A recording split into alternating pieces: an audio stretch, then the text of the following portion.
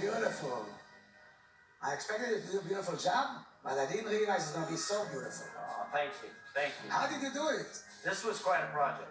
You remember when it came in and it was down at the end of the parking lot? It was just trashed. It was just trash. The fiberglass was all ripped and torn, and this is going to be in a museum, so I wanted to hit it out of the park. In order to make it structurally sound again, the bodywork on this car took 259 hours. Oh my goodness. There was a lot to this to get it just right.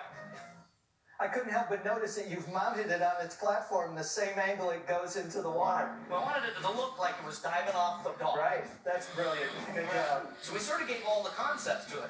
So on this side, this one sort of looks like it's driving down the road, but that one over there actually looks like the tire goes in, and then the cover's starting to come down and cover it up. You're sort of getting a little of both worlds on that side, and then the other side, you actually look like it's in the water. Right.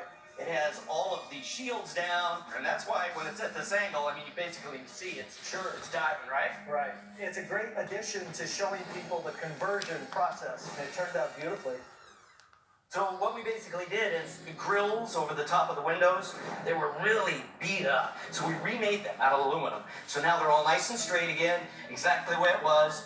We looked at one of the pictures, we matched this periscope on the top, where it's actually a little trapdoor. So now it's come up, we matched the missile. The missile's ready to launch. Just putting that back on the car was an added bonus. Yeah. It really was. It was just so cool. On the front of the car, these are torpedoes. This piece here was actually solid on the car and never came up. Right. So what we did is we ended up making this shell going around the outside and put these missile tubes on the inside here. So now it's sort of showing you it's lifted up and it's getting ready to shoot out a torpedo. Perfect number and perfect color. Too. Yeah. Each one of these are the exact same color as it was in the movie and the exact same amount of them on the front. It's amazing. On this side, this is the concept that's in the water. We had to hand make all these fins. We ended up remaking these out of aluminum. And now the fins, they dive. Yeah, they'll dive. It's shaped just like it would have been. Got the stripe running down it. Now actually we've got this in here where it's on a spring. So if you want to hold it there. In any position. Anywhere you can dive or leave it straight. And then come on back here. On the back, quite a bit different than when it came in. None of this was here. Right. We didn't know anything. We're basically just going off of a picture and taking a ruler and trying to figure out dimensions. I knew this was going to be the hard part. It was. Ted made this whole fin section out of foam and fiberglass. So he cut it all out of foam, and then he fiberglassed the whole thing, and now it's all mounted on there nice and sturdy. The shrouds themselves are aluminum, and then the props are actually brass props. And they turn. That's great.